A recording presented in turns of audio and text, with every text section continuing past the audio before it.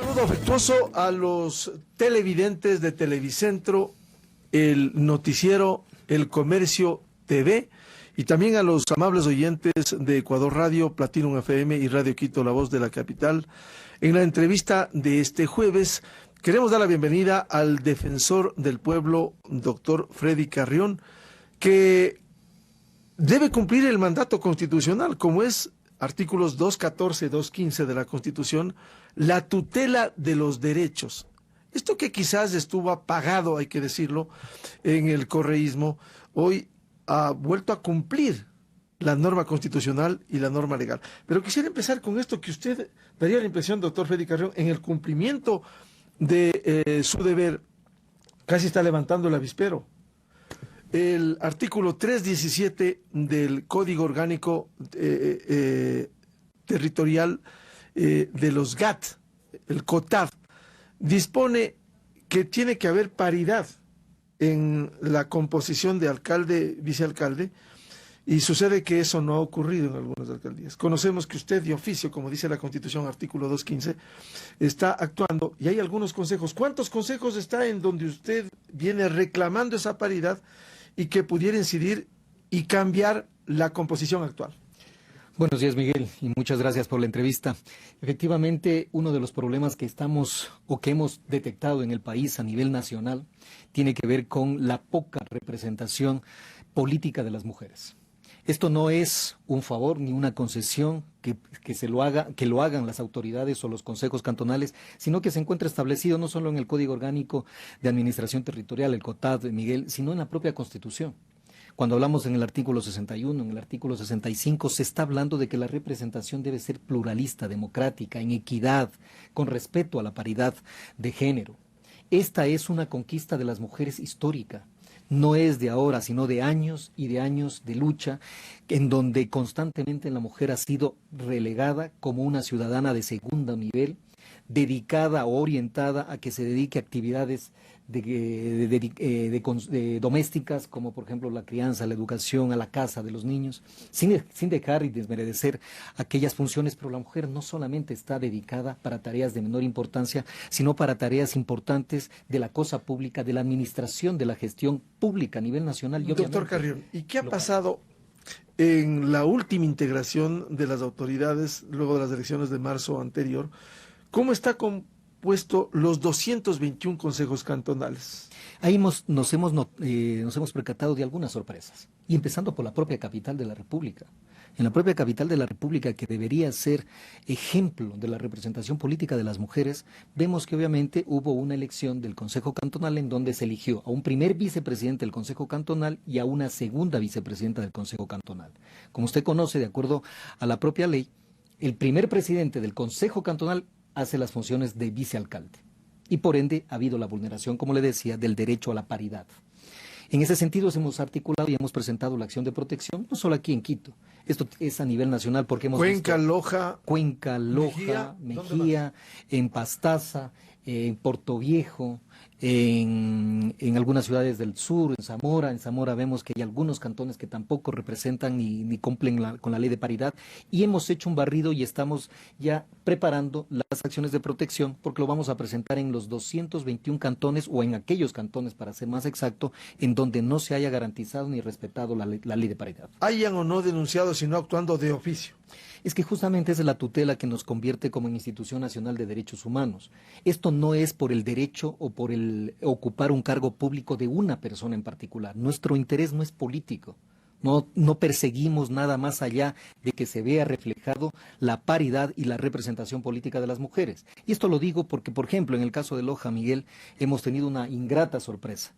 Cuando el día de ayer acudimos a la audiencia de la acción de protección, las 3 señoras concejalas desisten de la audiencia, desisten del recurso, alegando de que ellas no se sienten vulneradas en ninguno de sus derechos y que se sienten conformes con el reparto del poder a nivel del Consejo Cantonal. ¿En cuyo caso qué hace la Defensoría? Igual. vamos inclusive en contra del propio criterio, de la propia... Aun cuando haya renuncia de las mujeres en el Cantón Loja. Es que eso, justamente, nuestra representación en la protección de los derechos va más allá de 2 o 3 mujeres. Va por el concepto, va por el derecho de las mujeres históricamente vulnerados, que a veces eso no lo dimensionamos. Esto no es la lucha de una persona en particular, en concreto. Esta es la lucha de las mujeres.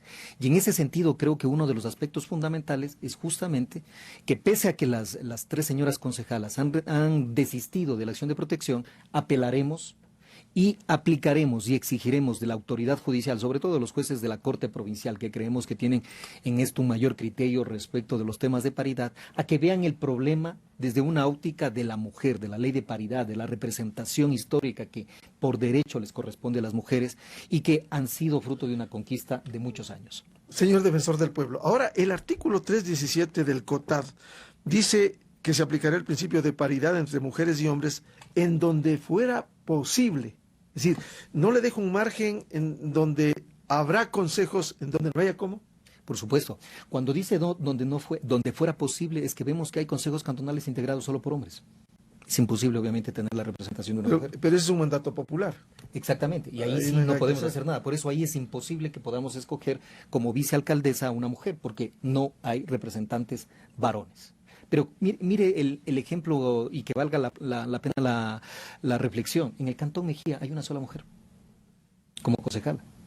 Y el juez constitucional dijo, señores, iniciar una nueva elección y que en donde la señora concejala, que es una sola mujer de representante del consejo, sea la designada la vicealcaldesa. Ahí ni siquiera va a haber un proceso de elección, sino de ratificación de que ella sea la segunda autoridad del consejo cantonal.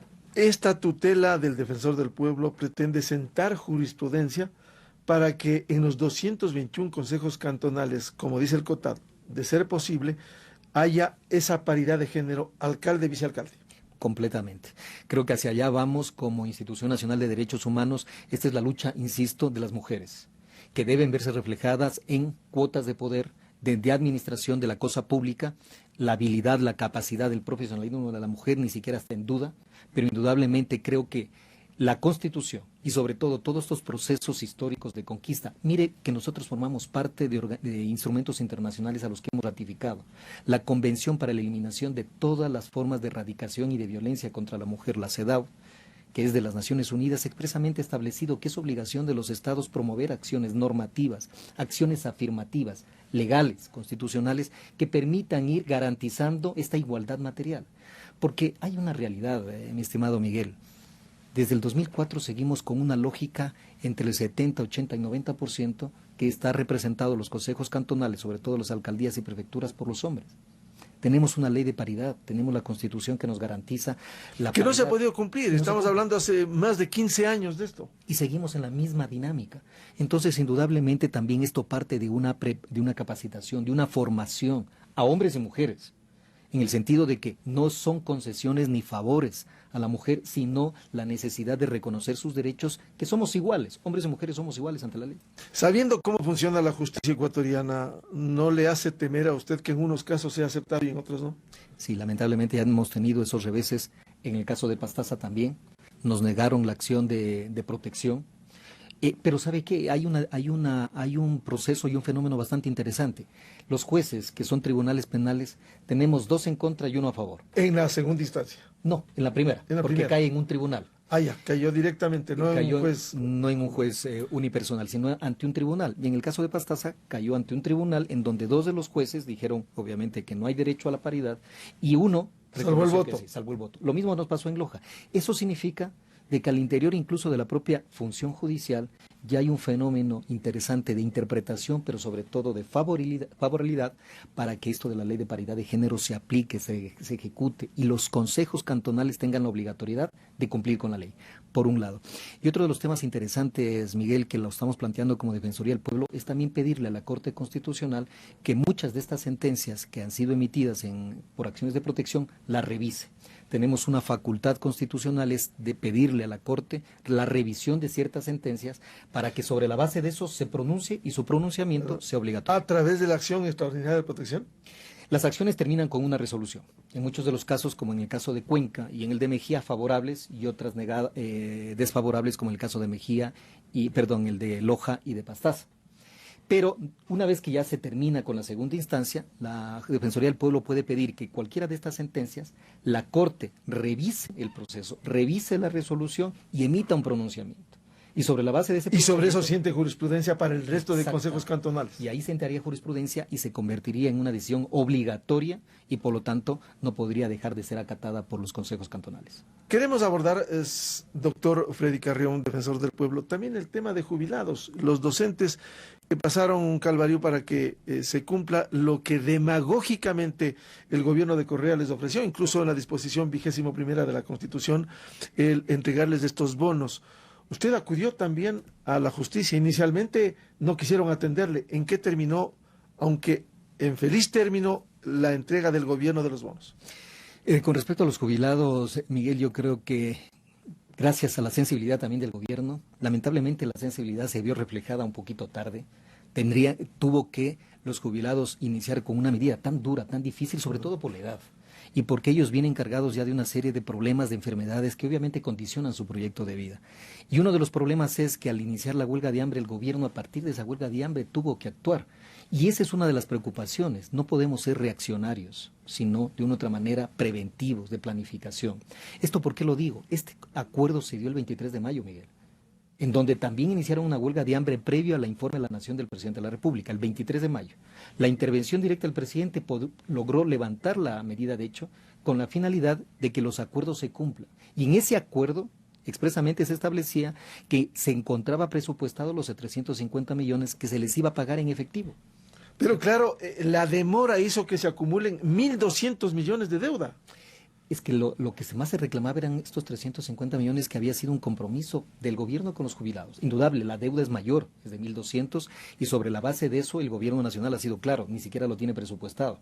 Lo hará para el siguiente año. Pero para este año se encontraban los 350 millones y lo que los jubilados exigían era que estos 350 millones, producto de las compensaciones jubilares, se paguen. No lo hicieron. Llegaron a tener cerca de 15 días en huelga de hambre para poder llegar a un acuerdo. Ahí es donde intervenimos como Defensoría del Pueblo desde un inicio. ¿Y por qué inicialmente la justicia no le atendió al defensor del pueblo? Realmente nos llamó mucho la atención. Fuimos a presentar, creo que a los 3 o 4 días de la huelga de hambre lo presentamos, cayó un día viernes. Lamentablemente los jueces dijeron no podemos recibir ninguna acción de protección de la Defensoría del Pueblo, tiene que hacerlo en días y horas laborables. La Constitución, la Ley Orgánica de Garantías Jurisdiccionales expresamente establece que las acciones de protección son hábiles todos los días.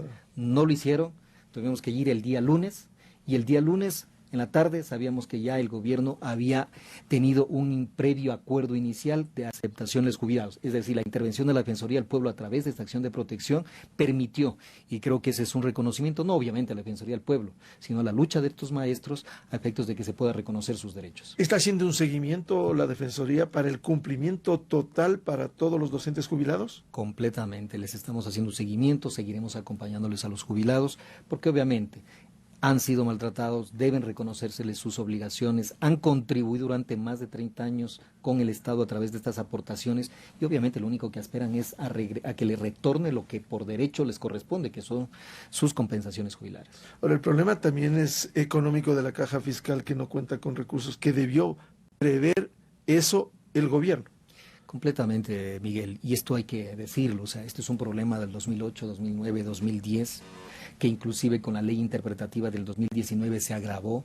Sí, efectivamente, no somos inconscientes en tomar en cuenta que esto es un asunto económico. Por eso le decíamos al señor ministro de Finanzas y al ministro de Trabajo, ustedes se comprometieron sobre la base de algo que ustedes sabían que disponían, 350 millones que lo firmaron en un acuerdo. Y conforme pasaba el tiempo se acumulaba más. Exactamente, entonces lo que les pedíamos es, ustedes firman un acuerdo y luego lo desconocen. Entonces, no creo que sea una actitud seria de una autoridad firmar un documento para luego no cumplirlo. Preferible, no lo firmaban y buscábamos mecanismos. Pero esto se encontraba presupuestado en el Estado. Y como digo, si bien es un tema económico, sabemos las necesidades que tiene el Ecuador, del gobierno, la caja fiscal, pero también el derecho de los jubilados. No podemos decirles no hay dinero y bueno, búscate quien te dé. Aquí no hay ningún tinte político en el defensor del pueblo. Desde mi punto de vista, Miguel, yo en eso quiero rechazar completamente, porque de la misma forma que hemos apoyado iniciativas del gobierno que han ido que han ido en protección de los derechos, de la misma forma tenemos que ser críticos, crítica constructiva. Aquí no estamos ni para denostar, ni para acusar, ni para injuriar a ninguna autoridad, con el profundo respeto, pero estamos indicándole justamente que hay ciertas cosas que obviamente se las debe cumplir, se las debe proteger, porque ese es el papel de la Defensoría del Pueblo. El doctor Freddy Carrión, defensor del pueblo, aquí en el noticiero El Comercio TV, a través de Televicentro Canal 5 de Quito y Platinum FM y Radio Quito, la voz de la capital. Permiso, en la entrevista continuamos en nuestras radios.